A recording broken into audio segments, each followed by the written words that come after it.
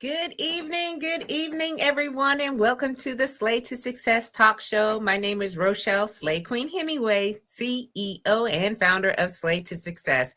I advise and empower women professionals, especially women veterans, to step up into their most authentic personal brand so they can gain and attract lucrative opportunities. So, if you're launching a business, a nonprofit, or doing social advocacy work, I'm your girl. I help you to accelerate your growth and your success so that way you put your name, yourself out there boldly, okay, confidently. And we are focusing on 4 different areas. We are focusing on our appearance.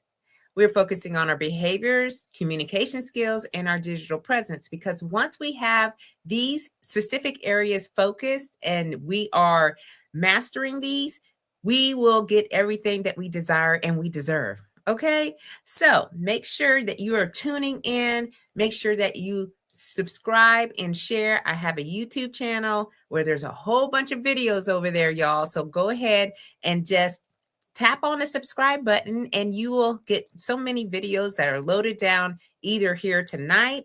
And we have this show at 7 p.m. Eastern Standard Time and the Rise and Slay morning show on Tuesday mornings at 10 a.m.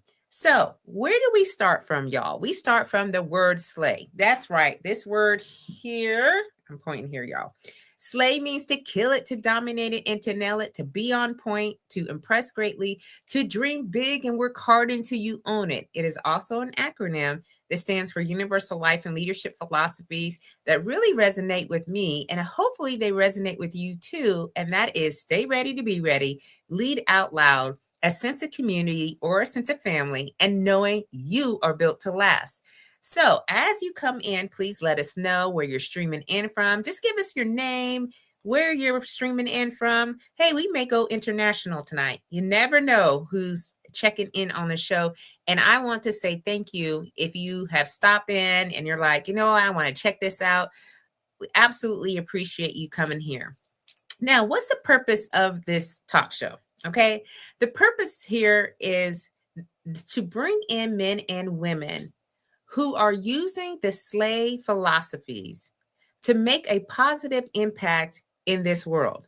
And y'all know that I take a hard look at who I bring in onto this platform to elevate their voice, to amplify the works that they are doing. And so the guest that I have here tonight, y'all, is really dear and near to my heart. We actually met probably about a year, maybe a little bit more than a year ago. And since then, I have seen her blossom into this powerhouse.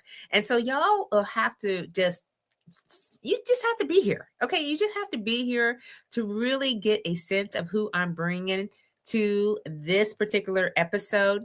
So without further ado, let me just give you a little taste of who I have tonight. So I have retired U.S. Army veteran Lindsay Kinslow. She is also a best-selling author. She is a dynamic innovation strategist, and she is dedicated to transforming the veteran experience.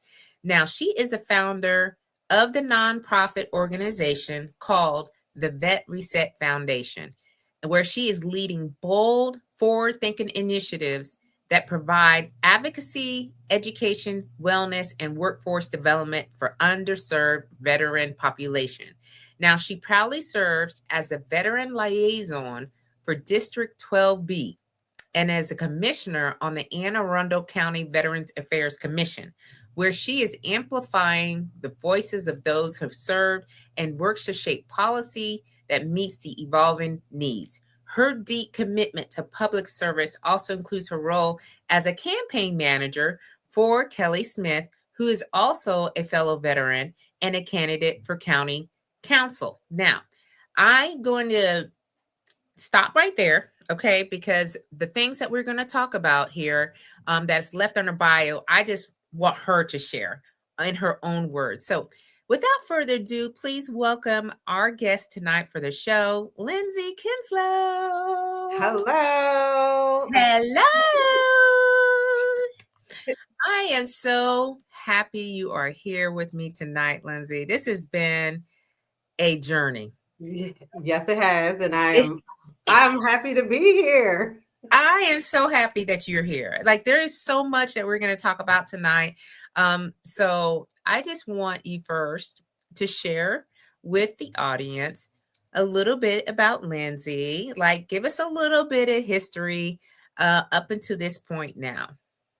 Ooh, you want me to go back to my childhood? No, well, I mean, if you want to go, there's some things No. there that you want to share, but Yeah, so I joined the military a few years from high school graduation. So when I went to basic training, I was considered old, but I was only 21. So before I went in the military, I was in the nursing field. So I've always had that servant heart, to help others. After, serving in the military, I decided, well, on my way out of the military, I decided that I was going to help other veterans with their transition. I didn't really know what it looked like. I just know what challenges I faced getting out and doing my own claim and going through a medical board. So it was a lot. It was stressful. I didn't have the support, in Europe. So I decided that this is what I was going to do. And so I got off the plane when I hit the American soil and went straight to the VA and walked in the door, and there was a guy in there, and I said, "Hey, I want to help veterans."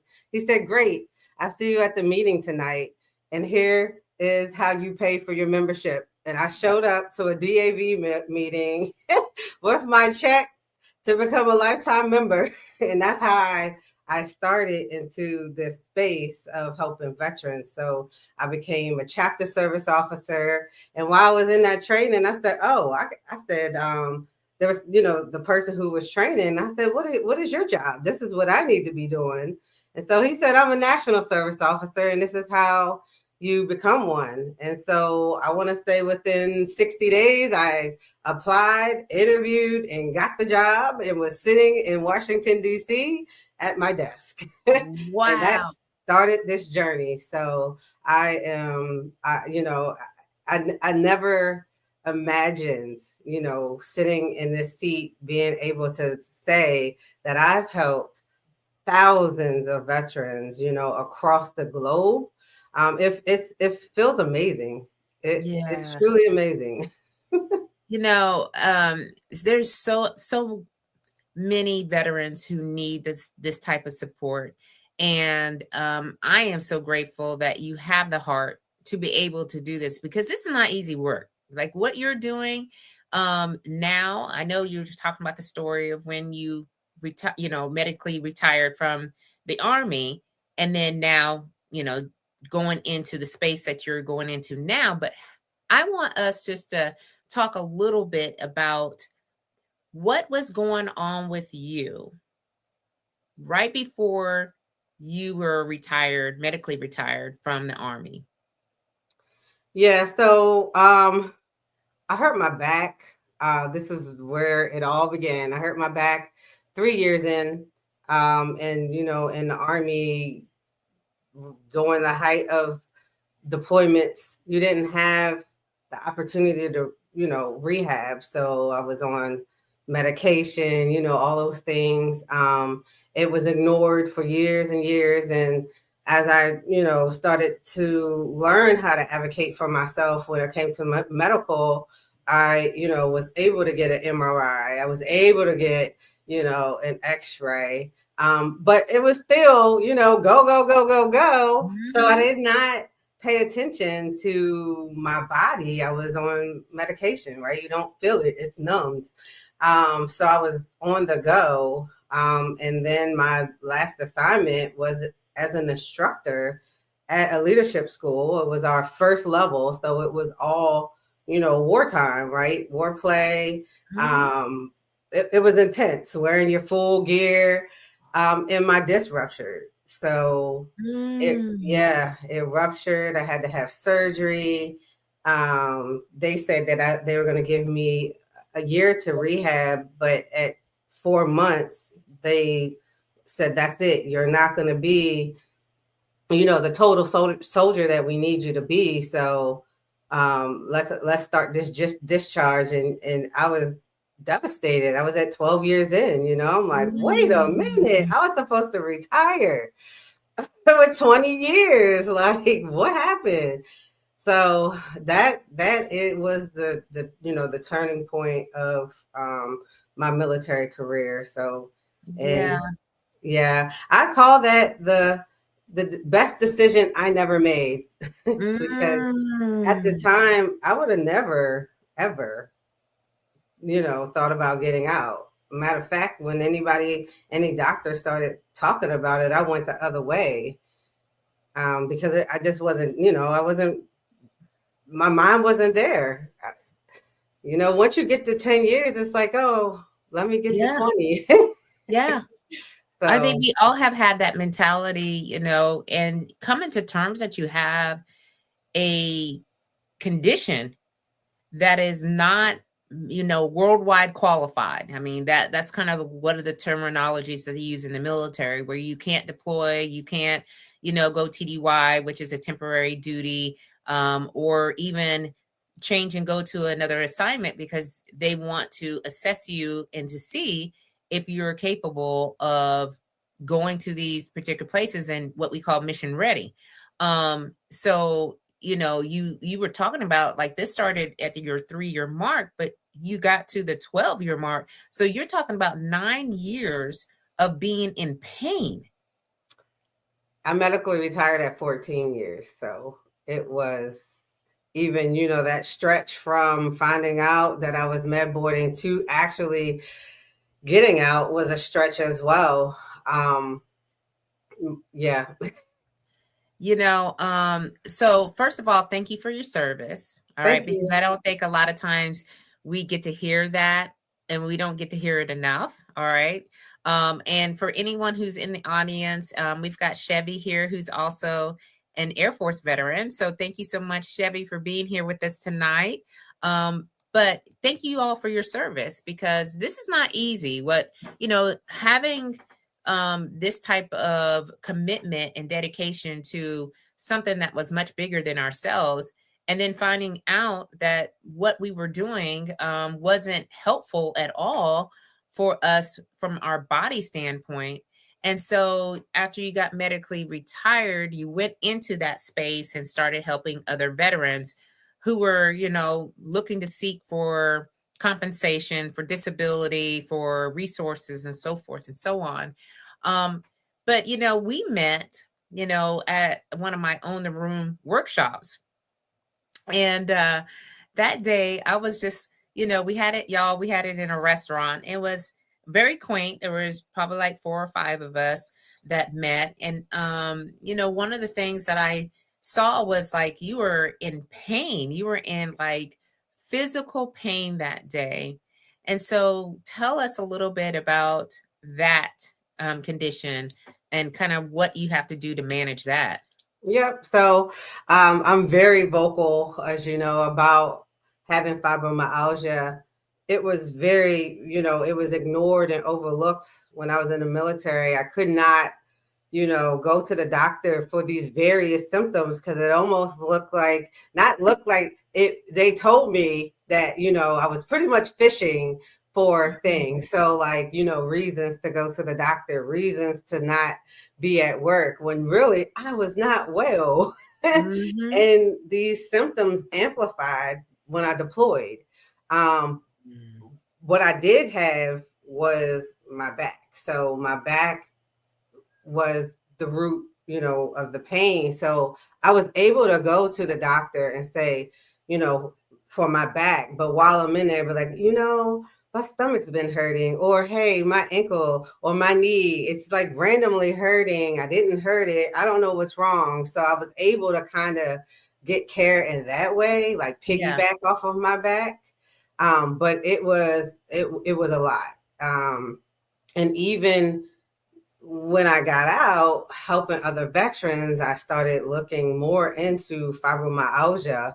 And Mm-hmm. because that was, number one, or well, one of the conditions that the VA says that is high, in combat soldiers. So I looked into it.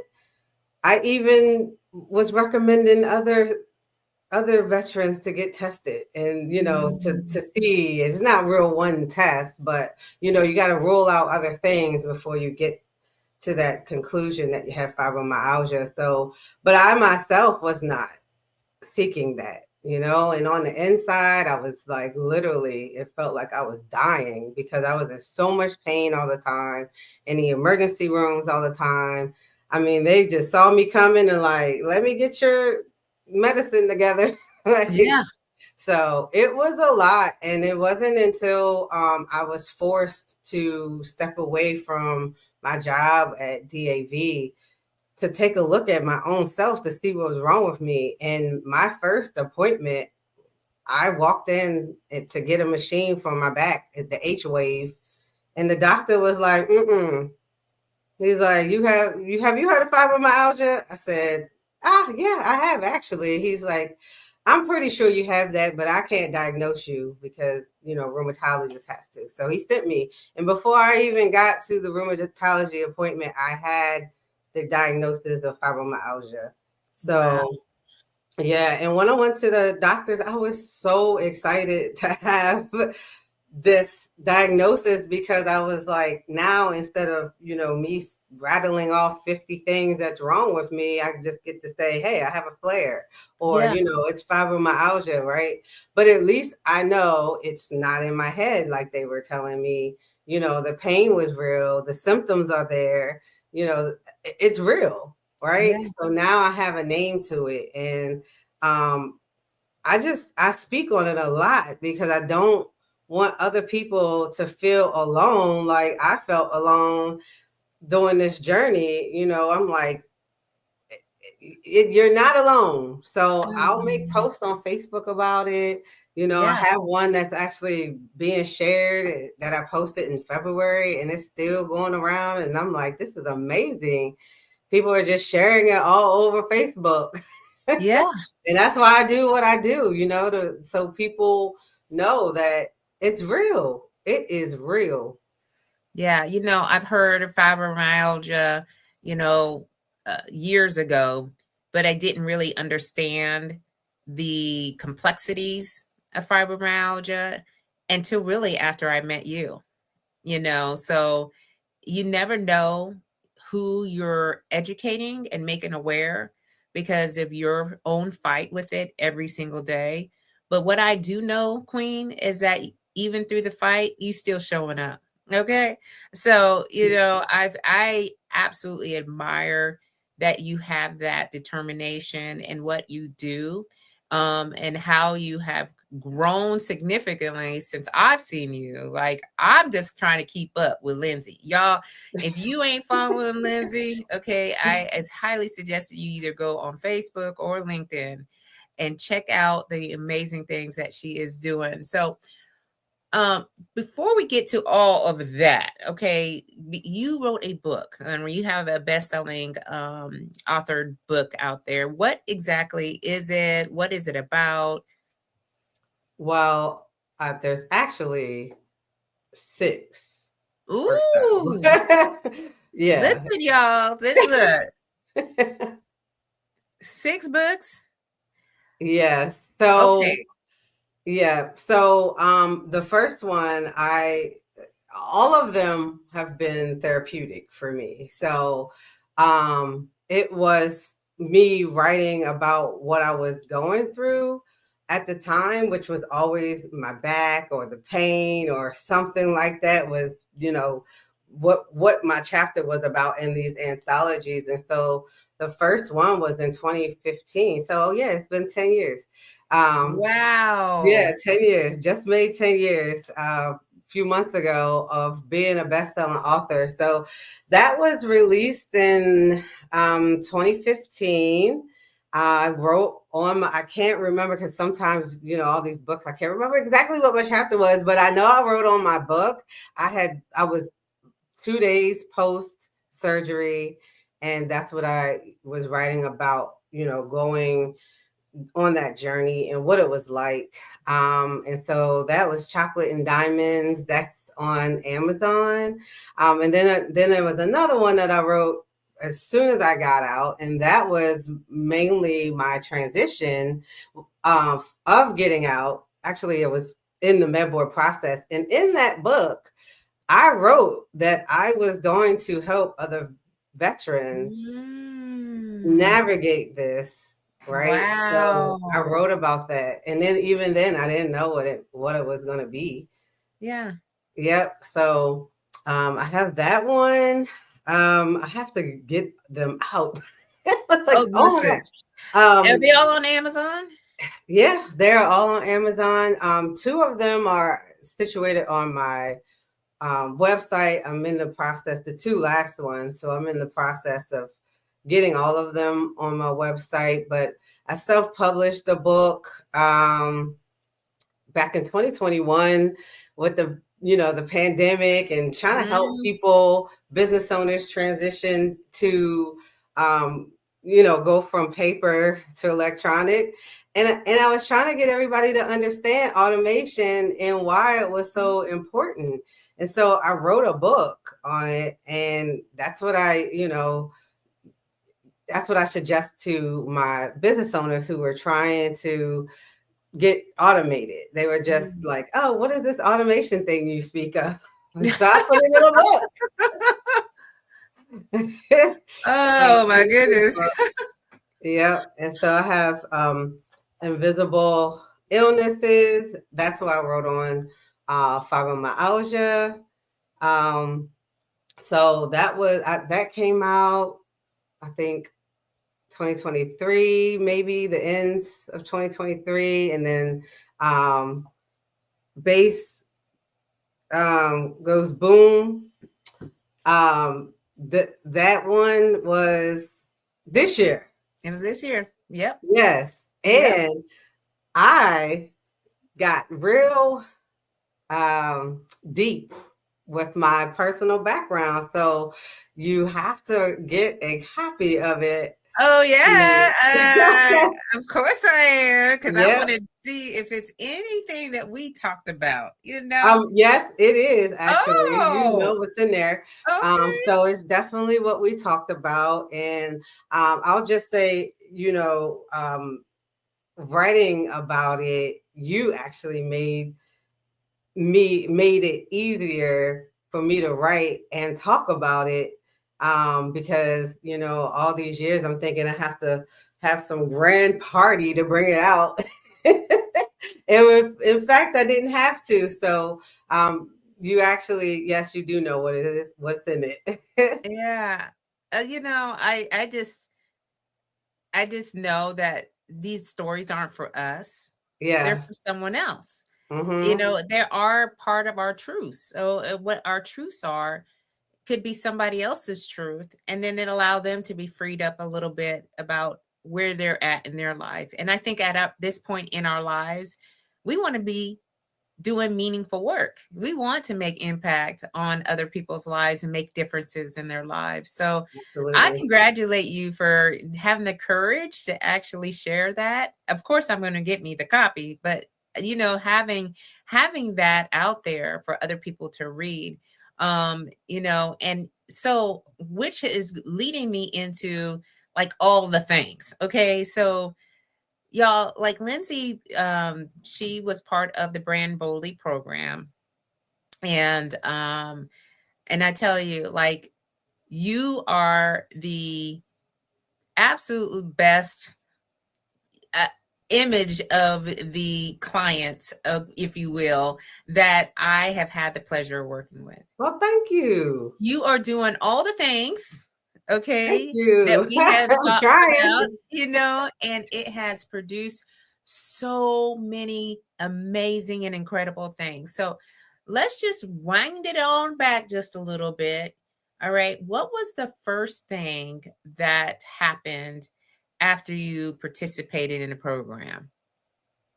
So actually, I timed the program to coincide with the launch of my nonprofit.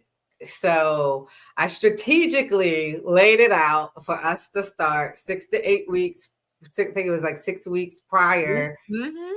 And so that way, the week of or right before we went shopping, and then I had 2 weeks after to do a debrief, right? So Yep. I did this strategically. So, but I was rolling out the nonprofit and, life changes all the way around. I was pivoting. I was just in a huge pivot and I'm still in one, for me, it's always. But listen, yeah, I mean, I knew like as we were talking that things were just going to be absolutely. I keep saying absolutely amazing, incredible because I get to be on the sideline and I get to watch. And every time that I'm in your space, my smile gets even bigger. I am just in awe of the things that you have been able to create and do. Now we have several comments here before we, go on to all the other stuff that you're involved with. But Chevy said, and I put it up earlier, that it brings a form of peace when we know the name of the thing that is wrecking our minds and bodies. When we're talking about how you now can put like fibromyalgia has a name, and and I do Yes. agree with that, and it Yes. gives us that certainty that okay, I know what this is. I really know what this is. All right. And then she says, congratulations, she's on #1 for her book. And so, yep, Chevy, listen, Congratulations. congratulations, right? Like That's join the book club. huge. That's We're all doing it. huge. All right. So Yes. just keep going. Don't stop. And then Benedict Day, she's over there on the LinkedIn side as well. She asked, were all your books self-published or did you publish them through a publishing house? Both.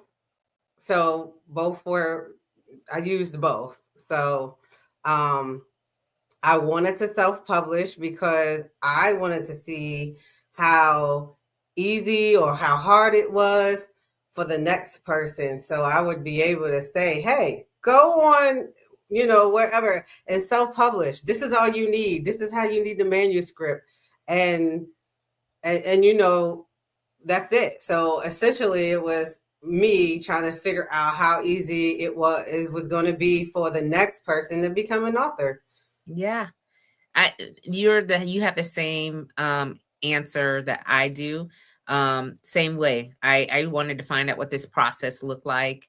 And I've always found it intriguing when I met authors and I was like, oh, well, how can I be an author of anything? And it's a process. It's not as hard as people would think it is to do it No. yourself. And you just have to have some patience, and really format it the way that whatever platform you put it on, however they're asking for it, because it was a little wonky for the book cover and the back and all this other stuff. But Yes. once you figure that out, then you're good to go. So thank you for the question, Yes. Queen, And I because will say, don't be afraid to outsource. Okay. If you can't format, there are people out here that format.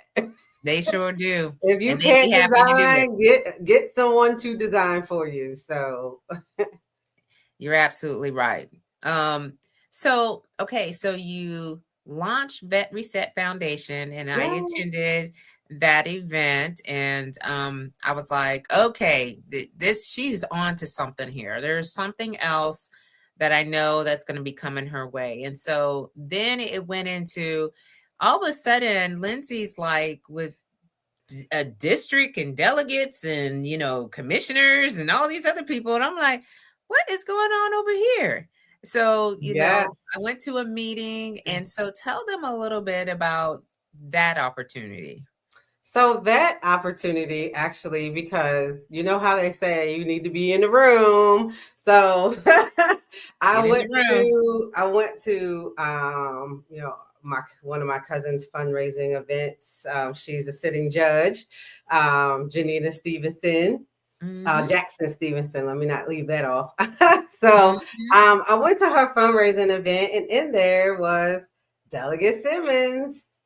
And he's like, I need to speak with you because I need someone who speaks the veteran language who can speak to my constituents. And I was like, oh, okay, let's see what's this is all about. So I met with him, and he gave me an overview of what it was, and essentially, I'm creating as I go. So, but one of the things that I asked was for me to be, my nonprofit and I are a package deal. So Yeah. where I go, my nonprofit goes. So I have been able to, utilize my nonprofit to bring innovative, one of a kind, initiatives to his district. And that's how that started. The whole uh, politics and the political, helping, support the politicians. Even when I met him, I said, look, I am not into politics. I Yeah. only have to be a little bit because of veterans and, the laws and stuff. I said, but other than that, no. And I was not aware, but it's heavily political, right? So, Mhm. but I learned a lot because I was able to, go and sit on the sessions and listen to the bills and follow them from day one to all the way to the end when they were passed, right? So it was pretty cool. I learned a lot. I learned a lot. It's a lot of Man. refresher, like, oh, I remember that from middle school, right? Yeah.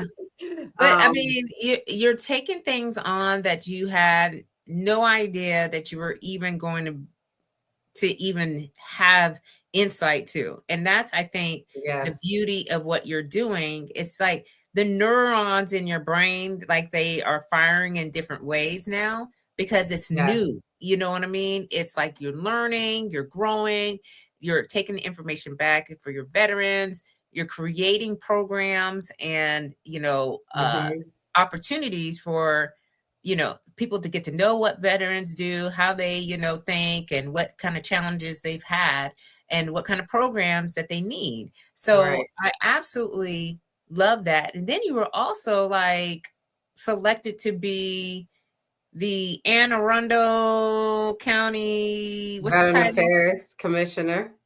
Veterans Affairs Commissioner. Yes. I mean, I'm like, who is this girl? Yes. Who is this girl?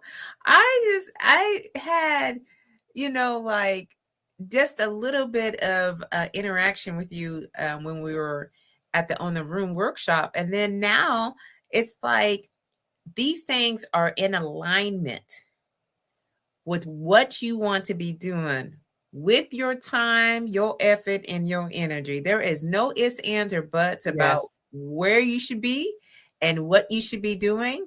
And that is, I think, the part where I get giddy about. I get Yes. so giddy about because, I mean, it really says a lot about what we do when we say this is what we want to do. Yes. And for me, it's very important that, I'm in alignment, that I'm constantly looking how I spend my energy because I'm outside. I'm outside. You outside every day, I am. And so I have every to day. be mindful of, my energy and where it's going. So, a job, a 9 to 5, I've tried it. It's just not, for me, because of the expectation of an employer to navigate around my disability. It's just not gonna happen, Mm, even though they say, you yeah, know, they're veteran friendly or disabled friendly or whatever the case may be. yep. I am a true testament that that is not the case. It is not So the case. no, it's not the case. So I just have to make sure that while I'm creating my own lane, that I'm Yeah, doing it, being mindful of where I'm spending my energy. So I have to be in alignment. And even with that, right? I just came back off a six day seminar, Mary Kay seminar, and while I was in there, I text you like, hey, I quit my business. Listen, y'all. When she said she quit her business, so she had a business and then the nonprofit. But also we went through when you had the job at the law firm. Yes. And then you said, hey, you stepped away from that. All right. And then you stepped away from the business because I know you felt like this is where I want to put my eggs at, over here into, the veteran space with all the activity that's going along with that. So, I was like, it makes sense to me. Okay, yeah, that's Yeah. what you're doing. And I think, you know what though, Lindsay, I think there are a lot of people who are scared to do that because they don't know what's going to happen.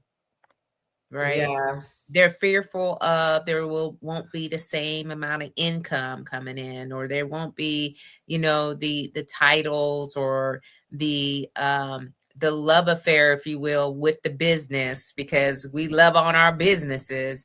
But when an opportunity comes your way that's speaking way more than the business, and you said, yep, that's got to go. Let me just move on over here. Like, how it's a mindset, right? It's a mindset shift. So what kind of things were happening for you where you made that decision, like, you know what, I'm good? Yeah. So the winter when I had that 5 month long flare, that made me really do some serious soul searching of, was my life really aligned? Like, yes, Mm. I worked at the law firm who, is veteran focused, but that's not my skill set. I'm just good. I'm just great at what I do. That's all, right? But it's not Yeah. my skill set. And it was just, I was, working. And Yeah. so I, even though I was helping veterans, I didn't feel fulfilled, the way that I should have. I felt I should Mhm. have been fulfilled, and then the flare, I just couldn't get out of it. And so I was like, this has to go. And then, still not well and stuff like that, and struggling through to get out this flare. Now I'm like, the only other thing it is this business. So it's not even all aspects of the business, because it is around to support my nonprofit and, various other endeavors. But I'm not doing client work anymore. I'm not leading with automation, because automation is very taxing, right? It It takes a is. lot of brain power, energy, all Mhm. of those things. And then when you're dealing with clients who don't understand, automation, that becomes a problem. And it just, it was just too much. So while I was sitting in my seminar, I'm like, I've always felt good in the Mary Kay space. I've been doing it for 7 years, right? So Mhm. why am I not doing, more of this and less of that? So I was just like, oh, light bulb. It was like, oh, I'm done. I'm Okay. done. And to make it real, right? I had to put it on social media. So I Yeah. made a post about it. So yeah, my last day of serving clients is August 17th. I think it's a weekend. So whatever that Friday is, it might be a 15th or so. I don't know. But that is my last day. And I feel really good. I know that, again, that wasn't an easy thing for you to make a decision about, but it No. is the right thing for you in this season. And the Yeah. season right now is calling you to do much greater work in the veteran space. And y'all, she even has a persona name, because, all my clients get a particular name, because I think that helps you to stay focused on what you're supposed to be doing and what your why is. So Lindsay's is the veteran ambassador. Okay. And That's me. so it's her. So all things veteran is really, and it's a it's a message to herself, like, this is what I am supposed to be doing. This is, I need to advocate on behalf, so I need to step in. Um, and there's so much of the world is just into this flux right now of chaos and confusion. And I truly think that when we show up as the leaders, because sometimes women veterans we don't even see ourselves as leaders after we retire, or we No. separate, or we get discharged. I mean, what is that phenomenon? I'm trying to figure this out. Well, so for me at first, I was just tired. Mm, I was tired because, mm, you know, 14 years and 12 of those years, I was a supervisor. mhm, Not only that, but being an instructor, it was a lot. So I mhm. was tired. And, I went to my job, my first job, and I'm like, I don't want to be a supervisor. I'm done. I just leave me alone. Let me sit in the back. Let me do my job. Then let me go home. Yeah, But that's not how it happened. I mean, once I yeah, became eligible, like I was a supervisor, became a supervisor. So here I was again. All right. yeah. I think it's it could be a little bit of both of the sides of the coin, right? You could be, thrown into the leadership realm and not really understand it at all, or thrown in it and know way too much, and that things aren't happening the way that they should happen. But I think we've had the experience, that skill set that will be long lasting once you learn something, especially in the military. So women have to navigate the military much different than men do, and I'll just put it out there, all right, y'all, because Absolutely. it was never designed for us to be there in the first place, okay? Mm-hmm. And so then some of the things that were systematically are being carried over and over again over the years, and so you have to navigate certain hurdles. There's barriers. There's a lot of walls that are built up. Of, you can't come over here and lead. We don't want a woman in leadership. It's, you just name it. It happens. Now I know it happens in the corporate world too. Okay, so I've learned that over the years since I've retired. But once we have these uh journeys, if you will, in the way that we lead, when we are called to lead, like you've been called to lead in a much different way, you understand, all the interpersonal skills that go with that, right? The Yes. empathy, the trust, the credibility, even having the authority to make decisions on things that you already had information on, that it just makes sense, right? Right. So, having that. And so I just shared that. So if any woman veteran is listening to this and just kind of wondering where their next should be at, just think about all the things that you have accomplished over your years, and take a look at some things that you did very, very well, and find your way through that in your next chapter. I mean, Mm-hmm. I'm not saying not go and get a job, okay, because it's sometimes bills got to get paid. I'm just saying, okay. But I do know that once you start to find yourself more outside of the uniform, and really dig into, like, what's going to make me happy, what's my passion, what am I drawn to, just like Lindsay has just dived off the edge of a mountain, if you will, and just said, I'm in here now. And so it is great that you have been able to do that leadership in a much different way. So as you continue on, like, what's next? What do we where are we going? And I say we because I feel like I'm on the You're right train. with me. I'm on the train. So what are we doing? You know, I, I, I'm just on this path, right? Because even when this started, I remember I called you like, "Hey, this is what I'm going to be doing. I don't know what it entails, but are you with me?" And you were like, "Yes, Queen." Yes, Queen. And so Listen.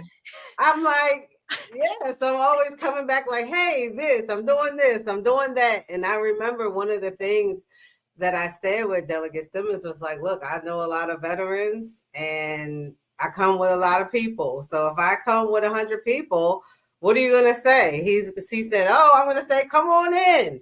I Okay. welcome them all. Yeah. So, and so far he has. So, like, any new initiative that I want to start or that, he's got rolling. He trusts my judgment. I'm Mhm. able to bring other, veterans in to fulfill the needs of, District 12B and beyond, or actually the state of Maryland, right? We are on the state level here. Yeah. So it She feels good. she It mega feels time, good. y'all. Like I just be like, ooh, okay, like work in the room, y'all. And she's Yeah. also a campaign manager. If she doesn't have enough to do, okay, already, she's a campaign manager for a fellow woman veteran. Yes. And so how it's not even thinking like, how's that? Like you just went into that space and just started just to take over. Yes. That's exactly what happened. Kelly was telling me about her venture. First of all, Kelly, we are in the same sorority. So she's the basilisk in my chapter, Sigma Gamma Rho. So that's how we connected, and then having her be a veteran as well, that further our connection. And then I became a substitute teacher, and so we were talking, and she was like, oh, this is where I'm teaching. I said, well, I'm a sub. She's like, really? I said, yes, I can be your sub. So I started being her sub until she left that job. And so after she left that job, she was talking, about getting into the political space. And I'm like, oh, that's amazing. Yes, I support you. You should definitely do it, and she asked me to be her campaign manager. And I said yes. And here we are, right? I didn't know what it entailed. However, she said that, when she was going over it with her consultant, and her consultant was like, these are the characteristics that your campaign manager needs to have. And she's like, oh, that's Lindsay. And her consultant was like, absolutely, it is. And I'm like, oh, okay. So I said yes. And so I just have to rise to the occasion, right? And make sure that I fulfill that role and get her all the way Across the elected, finish line. all the way elected until beyond. So what's next is uncertain right now, right? Because I'm campaigning. Primaries is June of next year, and so all the way till November of next year. So it's going to be a long process, and you'll be there with me. Yeah, listen, y'all. I just like, again, anywhere where Lindsay's at, you'll more than likely see me somewhere around the corner or back behind the scenes somewhere. So she has graciously invited me in to support and to help wherever I can. And I just know that when women veterans are given an opportunity, we take these opportunities, and not only do we show up, but we show out. Okay, so Yeah. I understand. Well, one thing I will say is I do know that my nonprofit, the VetReset Foundation, that's my baby, and that's what's next, right? So I have a Yeah. lot of things lined up. Talking to a lot of other nonprofits, because that's what my nonprofit, we partner, we bridge gaps. I'm not out here to create anything new, Yeah. because there's a lot of organizations already doing that. I'm just trying to bring everybody together to best serve the veteran population, because I know I've worked in various veteran organizations. I've been members of these you know, groups, I know what's lacking. Mm-hmm. I know Yeah. what's lacking. So my nonprofit is here to fill those gaps. And there's already somebody doing it, y'all. There's already somebody doing it. It just takes one person to rally everybody together and have them, you know, collectively, you know, helping the veteran population. Like my workshops, Mm-hmm. right? Yeah. My workshops is Department of Labor, the Anne Arundel County Public Library, you know, Brooklyn Park. I just reached out to them. Department of Labor with Serco. That's all I did was connect. Not all, you know, but you know what I mean. But I connected all these people together. You know, Delegate Simmons. So we're all, you know, for the greater good of the veterans, are bringing these career focused workshops to the community, right? So that's what what next looks like. You know, just out here just trying to fill these gaps and bridge, you know, bridge these entities together, these organizations. I mean, even you'll be surprised, state agencies, you know, your county level agencies, they're willing to work too. They want to be a part of it. You got to reach out to them and bring them, you know, bring them to your table, right? So Exactly. you can speak to them about how you can utilize them in their services to help your mission, right? As long as the mission's aligned. So that's what I'm out here doing. That's what my what next looks like. I have a lot of stuff that, you know, I'm working on. I really do. I wish I could say them all, but you know, they'll come out in due time. They sure will. And Yeah. y'all better keep up. I'm just saying right now, if you're not, you behind, because just one day, it just be one day and all this stuff is happening. And I'm like, woo, okay. You know, so, but you know, we're almost to the top of the hour. And I just want to give you a little bit of time to share anything else that you may haven't talked about, you know, so that way people can hear it, I guess, you know, whatever it is.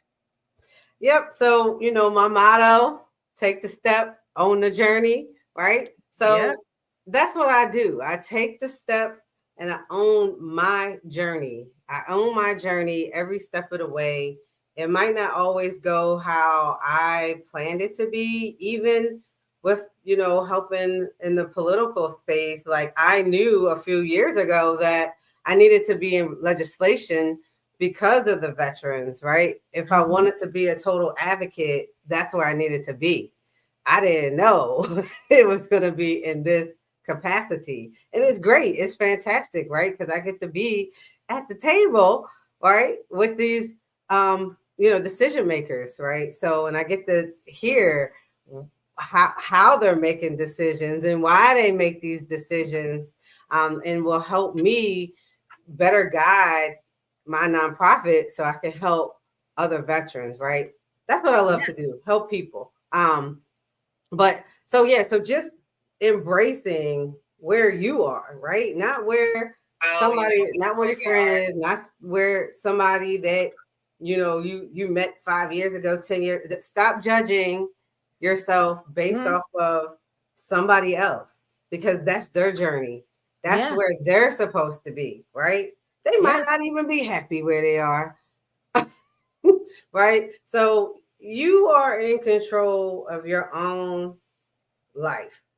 Only you can live it. So, right. And I choose, you know, as I get older and, you know, dealing with the fibromyalgia and having, you know, having to show up not only for myself, but for other people, like I have to realize that, you know, like I have to live my own life. I have to be on my own journey. I have to have peace. I have to have calm right within, or I'm not going to be able to do it. I did it another way. It didn't work. It didn't work. I was in pain. I mean, yes, I'm in pain every day, but the pain that I was in several years ago was unbearable. unbearable. Mm. And I think, I always say, don't look in the rearview mirror unless you're judging how far you came. So every now and again, I look in the rearview mirror and I see where I was, 4 years ago, 5 years ago, and the pain I was in, and I don't ever want to go back. And I Mm. was not aligned. My life was not aligned. Nothing was aligned. I'm just great at what I do, right? I'm great at going to school. I'm great at, helping people. I'm great at, being a veteran ambassador. I'm just great at it. And Yeah. so I make it look easy, but to me, it's taking a toll on my body, right? It's taking a toll on my mind. I'm a disabled veteran. Yeah.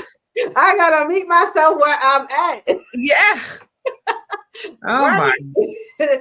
Like I want these employers to meet me where I am, but I'm not even meeting me where I am, right? So I Yeah. have to Listen, that is like a whole thing. Like you yes. just said just now. Not even Yes. be able to meet yourself where you're at. You know what I mean? And I And it's think hard. it is hard. It's hard because dealing with, fibro, you don't know where you're going to be at from 1 minute to the next, right? You don't know how you're going to wake up in the morning and like, oh gosh, I have a full schedule. I have a full plate. But I've designed my life, my day, right? I go to the gym in the morning. So it's like from 6 to 10, that's me time. That's you time. That's me Yeah. time. Yeah. Right. Yeah. And then from 10 to whatever time, that's where I'm interfacing, right? The weekends, I'm in the community and all those things. But I have to have that me time in the morning. I have to have that slow wake up or move around. I wake up at 4 in the morning. So Yeah. but I have to give myself that time to move around because I might not be able to at 8 o'clock. And then I'm like, oh, I got an 8:30 meeting. Like that's even more stress. So, I just make sure that I try to not start anything before 10 a.m. because that's less stress on me. Right. Yeah. I know by 10 I'm up and moving around, dressed and all of these things, but there might be a slight chance that I'm not. Yeah. I mean, you said, you know what? I'm choosing me. I'm choosing me. And before I do anybody else, I got to make sure that I'm good. Yes. And the more and more that we're able to do that, and I get it, y'all. You and some of us may not be able to do it all the time, or something comes up. All right, Yes. it's Yes. something gets in the way that takes the priority. But when you kind of look about your day and look about what you're doing and how you're doing it, are you in an alignment with your values that you have now? Because our needs have changed. Okay. And I'll just leave that at that. New needs change, everything around you has to change too. Yes. So I thank you for sharing that. And that's why I say I'm always pivoting, right? Because Yeah. I have to make sure that my life is aligned. I have to make sure that my values and everything that I do throughout the day aligns with my values. And if it doesn't, my body tells me. Yeah. So I have to revisit what I did that day that did not align. And I don't do that anymore.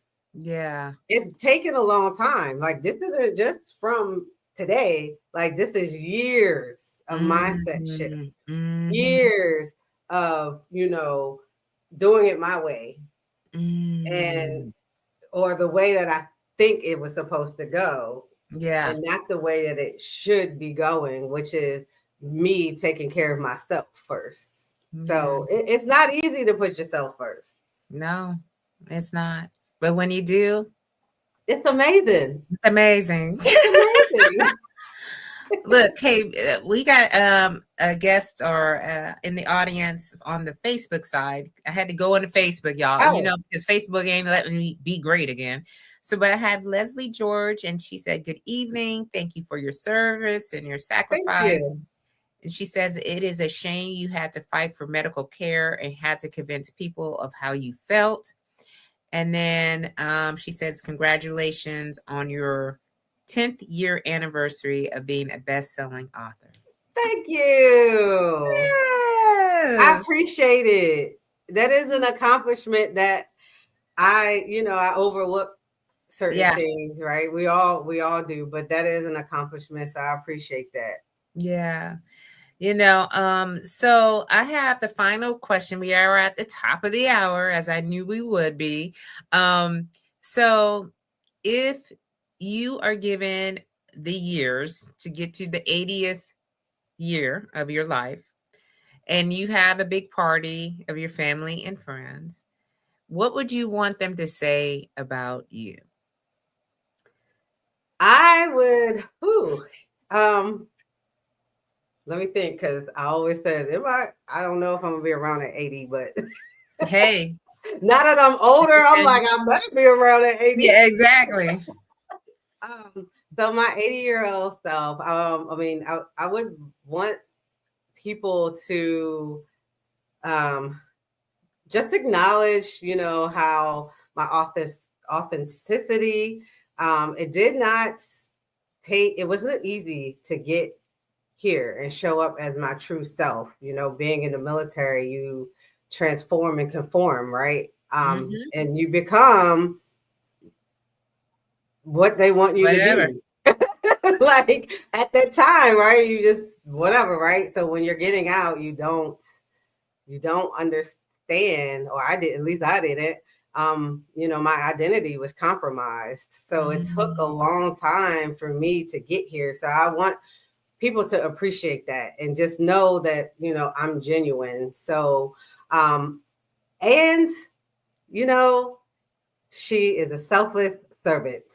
So everything I do is for other people. And I always say, I'm straight, right? I'm good. I'm doing this for other people to get to where I'm at or where they want to be at in life. It's not necessarily for me because I'm good, right?